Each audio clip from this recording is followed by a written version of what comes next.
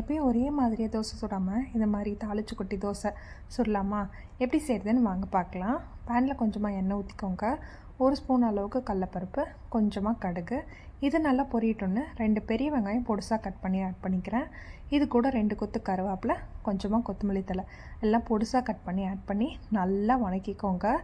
இப்போ மாவில் 2 முட்டையை உடச்சி ஊற்றிக்கிறேன். கொஞ்சமாக உப்பு, ஒரு 1/4 ஸ்பூன் காட்ட உப்பு ஆட் பண்ணிக்கிறேன்.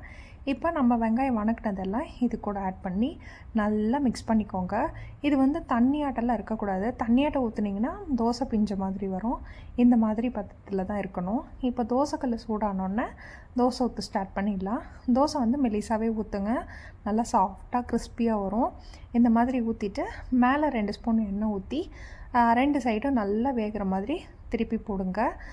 திருப்பி போட்டு எடுத்துருங்க. அவ்வளோதான். இது கூட சட்னி, சாம்பார் எது வேணாலும் வச்சு சாப்பிட்டு பாருங்கள். இல்லை வெறும் தோசையே சாப்பிட்டு பாருங்கள். அவ்வளோ சூப்பராக இருக்கும். சிம்பிள் அண்ட் ஈஸியான தாளித்து கொட்டின தோசை. நீங்களும் ட்ரை பண்ணி பாருங்கள்.